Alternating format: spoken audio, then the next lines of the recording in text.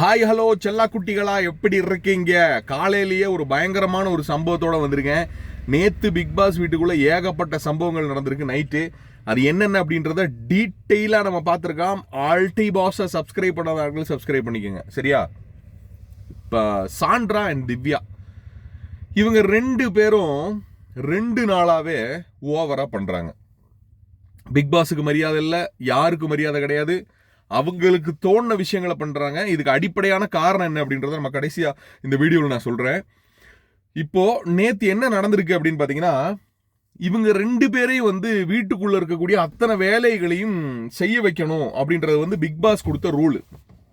இவங்க அதை ஷார்ட்கட்டா என்ன பிளான் பண்ணாங்க அப்படின்னா, ஒரு வேலையை செய்யாம நம்ம இழுத்தடிச்சோம் அப்படின்னா, இழுத்தடிச்சோம் அப்படின்னா என்ன ஆகும், நம்மளை கொஞ்ச நேரத்தில் ஜெயிலில் போட்டுருவாங்க.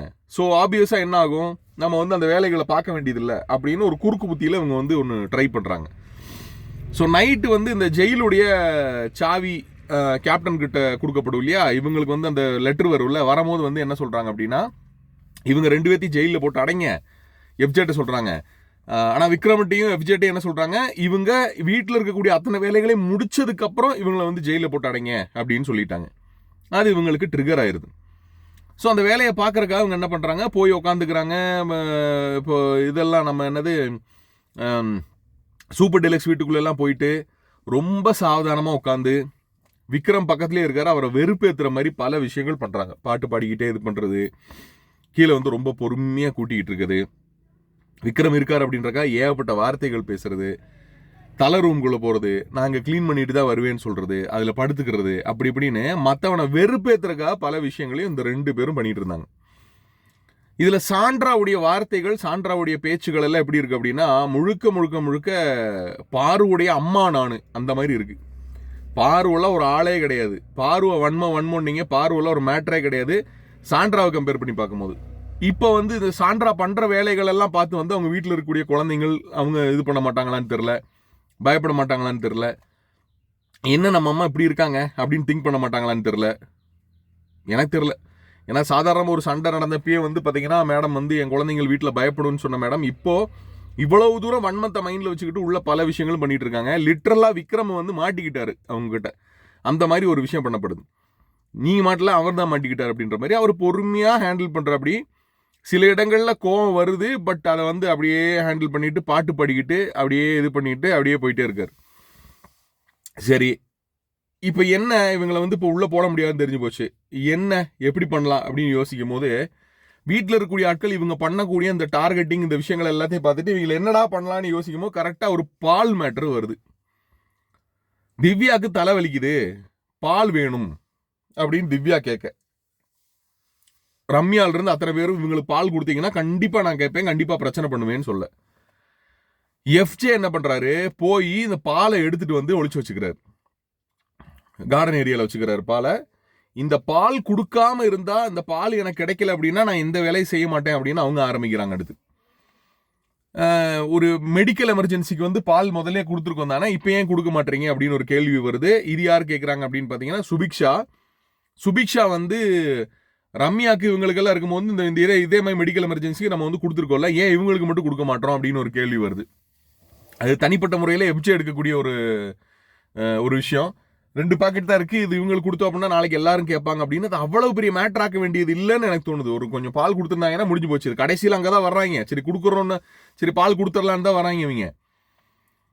ஸோ இவங்க என்ன பண்ணுறாங்க, சண்டை வருது. சாண்ட்ரா அண்ட் திவ்யா அவங்க 2 பேருமே அதை ஒரு விஷயம் ஆக்குறாங்க. பால் கொடுக்கல அப்படின்றதுக்காக பேசி பேசி பேசி பேசி பேசி பேசி என்ன ஆகுது, இவங்க ஒரு இடத்துல உட்காந்துடுறாங்க. உட்காந்துட்டு என்னென்ன வார்த்தைகள் இவங்களால பேச முடியுமோ அத்தனை வார்த்தைகளும் பேசுறாங்க மக்களை. என்னென்ன வார்த்தைகள் மாத்தி மாத்தி மாத்தி மாத்தி பேச முடியுமோ எல்லாரையும் கரிச்சு கொட்டுறாங்க. கனி ராஜமாதா தான் பாருங்க, பால் எடுத்துக்கொண்டு அங்கே வச்சுட்டா பாருங்க, ராஜமாதா தான் இவங்க எல்லாத்தையும் ஹேண்டில் பண்றாங்க. இவங்களுக்கு என்னன்னா, நான் சொன்னேன் இல்லையா ஸ்டார்டிங்ல, இவங்க எதை வச்சு இதை பண்றாங்க அப்படின்னு, இன்னும் அந்த என்ன சொல்றது, முதல் இருந்துச்சுல அன்பு கேங்னு ஒரு மேட்டர் இருந்துச்சுல, அந்த அன்பு கேங் இன்னும் உள்ள இருக்கு, அதை தான் நம்ம உடச்சிக்கிட்டு இருக்கோம்னு இவங்க நினைச்சிட்டு இருக்காங்க, திவ்யாவும் சாண்ட்ராவும். ஆனா அதை விட பெரிய ஒரு டாக்ஸிக் கேங் அவங்க ஃபார்ம் ஆயிருக்காங்க அப்படின்றது வெளியே பாத்தீங்கன்னா இவங்களை காரி துப்புறாங்கன்றது இவங்களுக்கு தெரிய மாட்டேங்குது உள்ள. ஸோ இது என்ன ஆகுது, விக்ரமும் இவங்களும் திருப்பி வராங்க. ஜெயிலுக்கு போகணும், இப்போ வந்து படிச்சிருக்காங்க, லெட்டர் படிக்கிறாங்க, லெட்டர் வருது, ஜெயிலுக்கு போகணும் வாங்க அப்படின்னு கூப்பிடும் போது வந்து இல்லை இப்போதைக்கு எங்களால் வர முடியாது அப்படின்னு சாண்ட்ரா சொல்றதெல்லாம் வந்து பார்த்தீங்கன்னா அவங்க சொல்ற அந்த டோன்லேயே கோவம் வராதவனும் கோவம் வந்துடும் போல் இருக்கு. அந்த அளவுக்கு வந்து ஒரு ஊர்கிழவியா இருக்காங்க சாண்ட்ரா. அப்பப்போ பேப்பர் ரவுடி என்டர் ஆகி பேப்பர் ரவுடி அப்படியே வந்து சவுண்டு போட்டு வெளியே போறாரு. வியானாலாம் வந்து பேசும்போது வியானாலாம் ஒரு ஆளே இல்லை, நீ எதுக்கு பேசுற அப்படின்னு. வியானாவும் வந்து இப்போ ஜென்ரலாக தான் கேட்க வந்துச்சு, அந்த பிள்ளை வந்து ஒரு ஆட்டம் ஆடுறதுக்கு வந்துச்சு.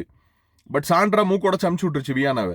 அதுக்கப்புறம் வியானால ஒரு மேட்டரே இல்லை, வியானால ஒரு ஆளே இல்லை, நீ எல்லாம் எதுக்கு பேசுற, வியானாட்ட நடக்கிறதே வேற அப்படி இப்படின்னு சொல்லி இவங்களும் ஆரம்பிச்சிட்டாங்க. இவங்களும் வந்து பேசுன்னு பேசிட்டே இருக்காங்க மக்களை. இதுக்கப்புறம் என்னாச்சு, திவ்யா வந்து லிட்டரலா வந்து சிச்சுவேஷனை புரிஞ்சுக்கிட்டாங்க. சரி ஒரு ஸ்கோரிங்கை போடுவோம் அப்படின்றனாலே என்னன்னு தெரியல, உட்காந்து வந்து உள்ள போய் அழுக ஆரம்பிச்சிட்டாங்க. இவ்வளவு இதா இருக்கு, நான் என்னோட 10 வருஷத்துல வந்து பாத்தீங்கன்னா பல ஆட்களை கடந்து வந்திருக்கேன், ஆனா இந்த மாதிரி ஒரு மனுஷங்களை நான் பார்த்ததே இல்லை, கொஞ்சம் கூட அது ஹியூமனிட்டி இல்லாம இருக்காங்க, அப்படியே அப்படியான போய் உள்ள உட்காந்து அந்த ரூம்குள்ள உட்காந்து அழுக ஆரம்பிச்சிட்டாங்க.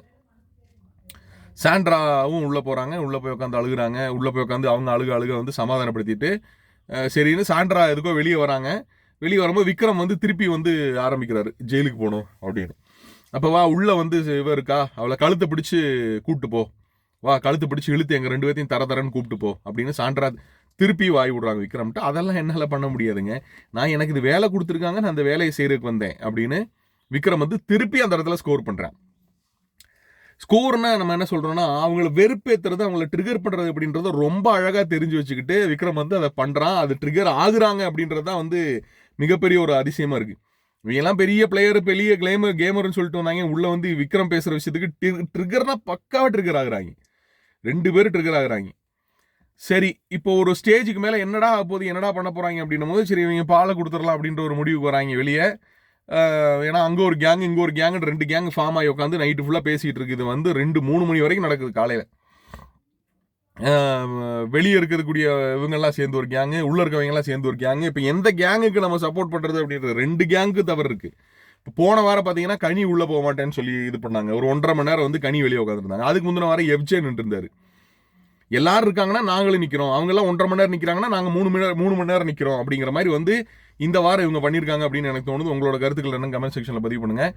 எப்படியோ கடைசியாக வந்து இவங்க இதுக்கு போறேன்னு ஒத்துக்கிட்டாங்க, ஜெயிலுக்கு நாங்கள் போகிறோம் அப்படின்னு ஒத்துக்கிட்டாங்க. சாப்பிடவே மாட்டேன், நான் கண்டிப்பாக நைட்டு சாப்பிட மாட்டேன், எல்லாத்துக்கும் பர்கர் வருது. இந்த பர்கரை நைட்டு அடி விட்டுச்சு திவ்யா.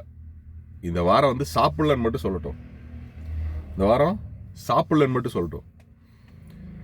இன்னொரு விஷயம் நீங்க பார்க்க வேண்டியது, போன வாரம் வெள்ளிக்கிழமை இதே மாதிரி ஒரு பிரஷ் சண்டை வந்துச்சு. இந்த பிரஷ் சண்டை பத்தி வீக்கெண்ட் எபிசோட்ல ஒரு வெங்காயமும் பேசல, ஏன்னா அது தவறு பண்ணியிருந்தால் முக்கியமா விஜய் டிவிக்கு ரொம்ப வேண்டப்பட்ட ஆளா இருக்கலாம், ஹாட் ஸ்டாருக்கு ரொம்ப வேண்டப்பட்ட ஆளா இருக்கலாம், அவங்களோட ஒரு தப்பான ஒரு விஷயம் வெளியே வந்துடும் அப்படின்றனாலே என்னன்னு தெரியல, அப்படியே போட்டு புதைச்சிட்டாங்க. அது யாரு பண்ணான்னு கூட இன்ன வரைக்கும் தெரியாது.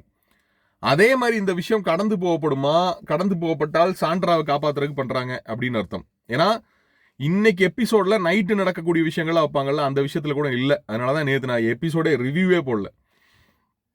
பகல்ல நடந்த தேவையில்லாத விஷயங்கள்லாம் நினைச்சு இவ்வளவு முக்கியமான சண்டை, இவ்வளவு முக்கியமான விஷயங்கள் நடந்திருக்கு, இதெல்லாம் எபிசோட்ல இல்லை அப்படின்றது ரொம்ப வருத்தமா இருந்துச்சு. உங்களோட கருத்துக்களை பதிவு விடுங்க, பார்ப்போம் என்ன நடக்குது அப்படின்றது. கருத்தானே திவ்யா அண்ட் நம்மளுடைய சாண்ட்ரா இவங்க 2 பேரும் 100% ரோஸ்ட் வாங்கப்பட போறாங்க. இதுல ரொம்ப ரொம்ப ரொம்ப சந்தோஷப்படுற ஆள் யாருன்னு கேட்டீங்கன்னா நம்மளுடைய பார்வதி.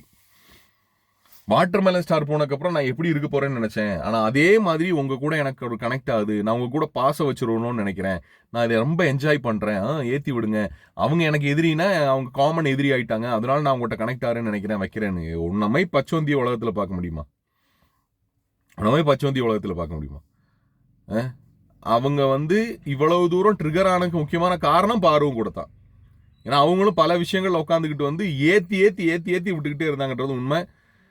பார்வை நம்ம ஒரு கேரக்டராகவே நம்ம மதிக்க தேவையில்லை, அவங்க அப்படிதான்றது நமக்கு தெரியும். So Sandra, Divya, paper rowdy இந்த 3 பேரோட விஷயங்களை பற்றி உங்களோட கருத்துக்களை கமெண்ட் செக்ஷனில் பதிவு பண்ணுங்கள். இன்னொரு வீடியோவில் சந்திக்கலாம்.